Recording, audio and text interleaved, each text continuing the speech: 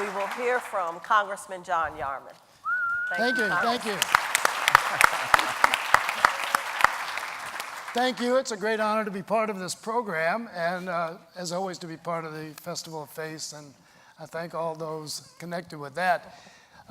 When I heard the term sacred wisdom, and I started thinking about the federal budget, I thought I was in the wrong place. Still think so. And by the way, I just want to say something to you, David. And since when did gun violence, the way you talked about it, become a partisan issue? Right. Unfortunately, at the federal level it has, and at the state level in many cases. That's not what I'm going to talk about. So I've always thought that government was the way we organize our responsibilities to each other. That's my definition of government. And so you might think that's a way to express the sense of compassion. We do have responsibilities to each other. Part of that's to be compassionate. A month ago, the Trump administration presented a budget for what we call the non-defense discretionary part of the budget. That's everything that is not mandatory spending. So it's everything but Medicare, Medicaid, Social Security, and the interest on the debt. And there are a few other mandatory programs too, but those are things that programs and expenses over which the Congress has no control. We're talking about basically $1 trillion, half of which roughly is the defense budget and half of which is everything else that we spend. So I started thinking about the rest of the budget. And we tend to write it off just saying, the Republicans like to call it entitlements, as if people didn't pay into Social Security and Medicare all their entire lives and have some expectation of return on what they paid in. But I started thinking about it in a different way. If you think about Medicare and Medicaid and Social Security, that's the compassion part of the budget. That's the part of the budget in which we collectively said, we want people to have dignity in retirement. We want people to have health care, whether they're low income or whether they turn 65, whether they're senior citizens. And when you think about the budget in the terms of the compassion part of the budget versus the other stuff, it actually ends up that the compassion part of the federal budget is, at least the way I calculate it, $2.5 trillion out of the $3.7 trillion we spend every year. That's a pretty compassionate society. Now, a month ago, when the Trump administration submitted their budget for that $1 trillion, they were advocating a $54 billion increase in defense spending and a $54 billion cut in what we call non-defense discretionary spending, or the discretionary compassionate spending. So in that category are things like community development block grants, which include programs like Meals on Wheels, school lunch programs, veterans health programs, housing, education, virtually everything else we do. And Mick Mulvaney, who's the new director of the Office of Management Budget, when justifying cutting all of the funding out for community development block grants, so all Meals on Wheels funding would go away, and all school lunch programs would go away, and after-school programs. And he said, we didn't see any evidence that those programs make a difference. As if keeping people alive was not an adequate justification for a program.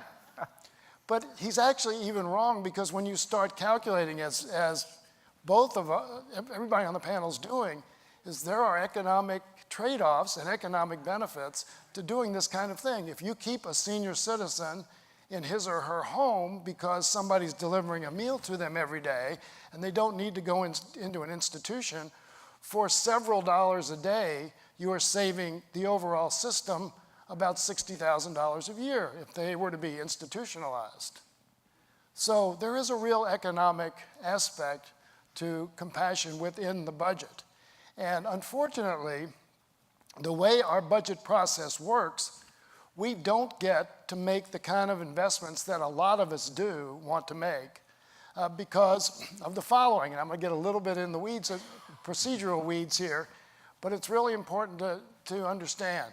So if we want to create a new program, or if we want to increase funding for an existing program, we have to get a score from the Congressional Budget Office. That score basically says, what is the impact of this new expense on the deficit? And obviously, if you're putting money out immediately, and it's going to add to the deficit, right? That's simple math. Well, what we have a debate on now is whether or not the Congressional Budget Office should use something called dynamic scoring. And dynamic scoring says is you make an expense and there is a return on that investment, and that should be counted when you're talking about the impact on the budget, because we also have pay-go rules which say if you're going to add something because of increased expense, you're going to add to the deficit, you have to find an offset somewhere else, or you can't do it. Okay? So if there's no return on the investment and it's just outgoing money, then you're going to have a hard time getting that passed in the Congress. If we had had those rules in place after World War II, we would not have been able to pass the GI Bill. The GI Bill returned $7 for every one to the Treasury, ultimately, not to speak of all the human benefit that it provided and the society-wide benefit that it provided in creating essentially a strong middle class after World War II and going forward. So right now we have a debate, and this is as partisan as I'll get, probably. So the Republicans say they want to use dynamic scoring on taxes, on tax cuts. So they passed a rule, they were in charge, so they passed a rule saying CBO can use dynamic scoring on tax cuts. Their theory being, if you cut taxes, it supposedly stimulates growth, additional income, and therefore you get the offset for the loss of revenue. Now, that hadn't really played out that way, but anyway, they want to use dynamic scoring that way. We say, what about the value of investments long term?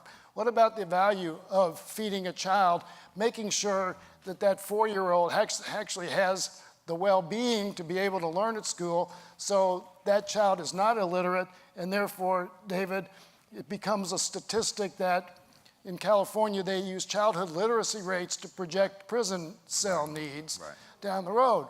So what is the value of that, feeding that child, educating that child?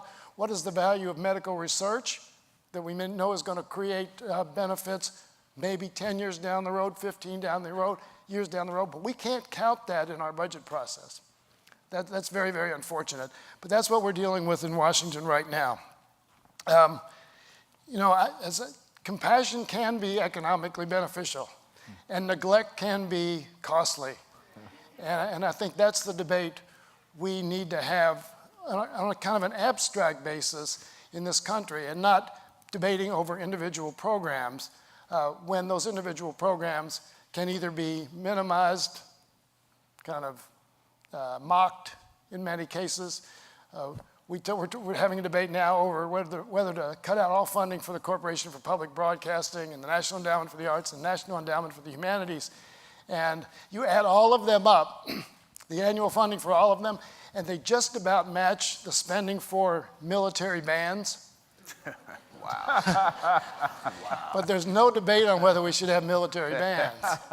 And I think this is actually a healthy debate, because when you threaten the life of those programs which bring joy and cultural enrichment and in a lot of cases economic benefits to communities throughout the country, people start to understand how important they are when they're threatened. So I'm not really agonizing over this debate right now.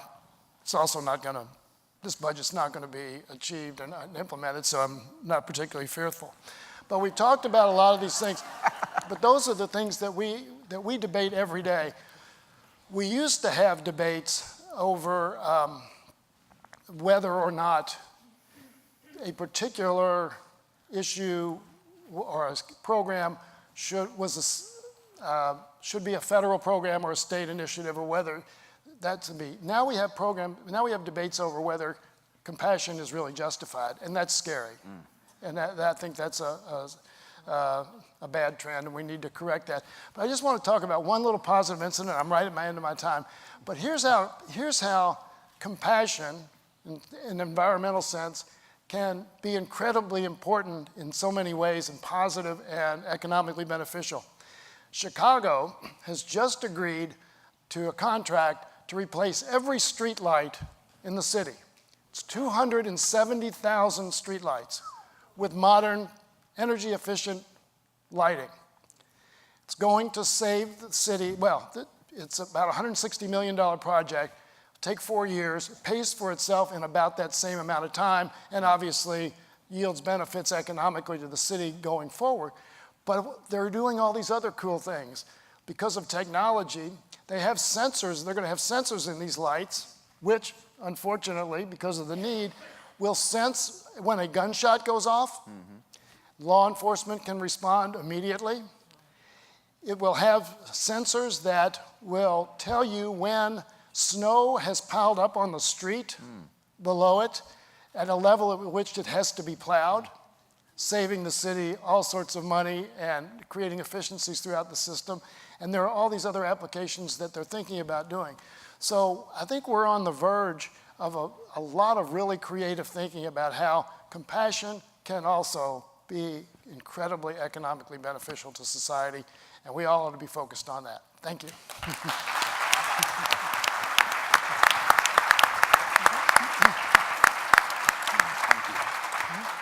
As always, thank you, Representative Yarmuth. We always enjoy having you here. And everybody on this panel except for David happens to be Louisville-based, and it's just he's moving to Louisville. See what happens in one day? You get him in one.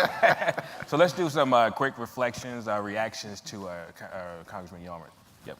So the big question is that we know that there are these problems with climate change, and there are these changes that are globally affecting everyone. And we as scientists struggle to convey the importance of the problem or to convince a large group of people about the reality or the veracity of our findings.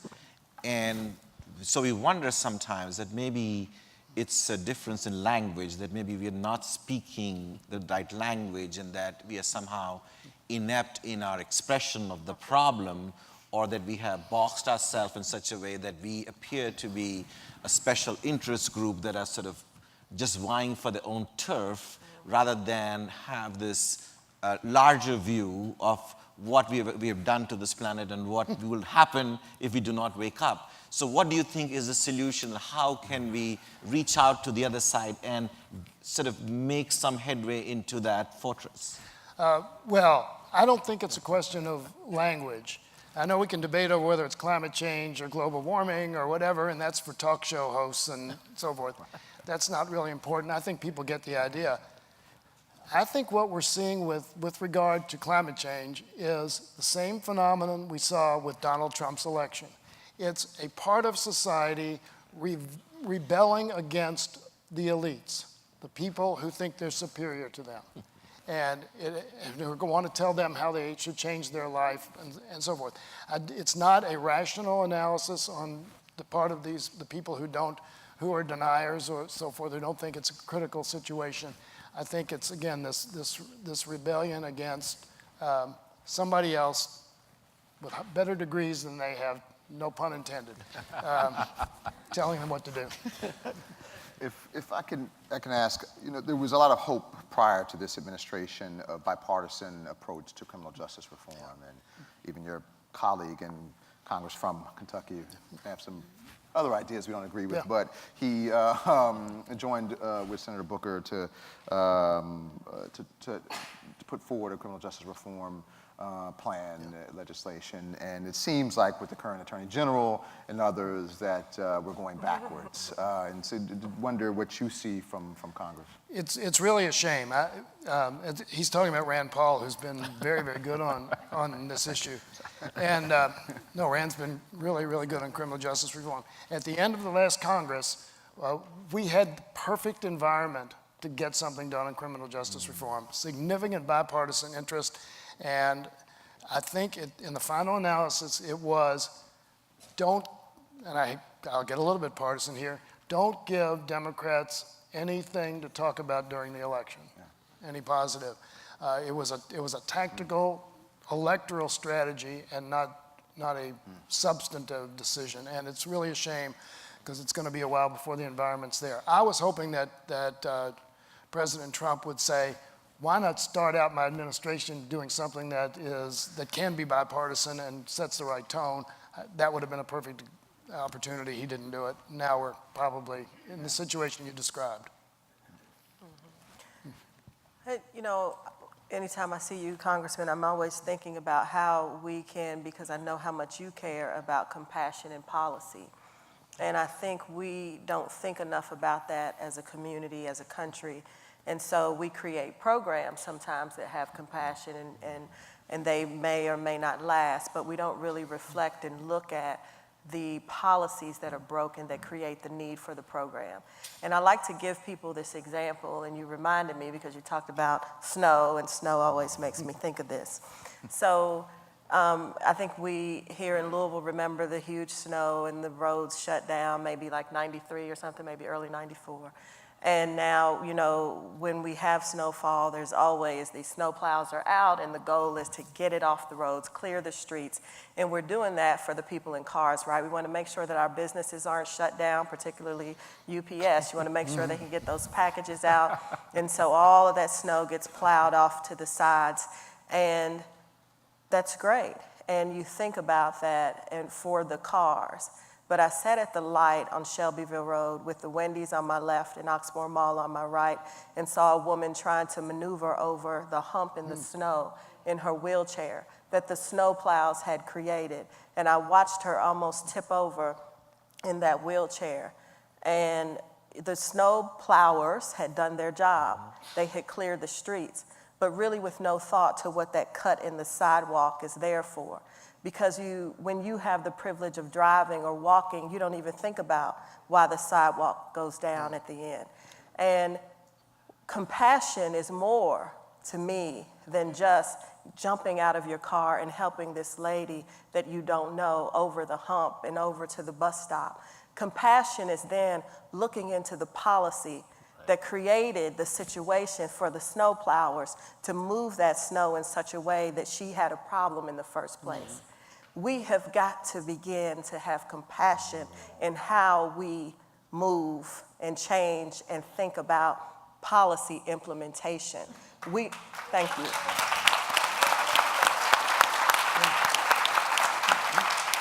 So we must remember, and I always get this from you, the key is it's more than just paying for the program. It is the policy that is breaking the backs of the people in our country that we have to daily protest and protect and figure out.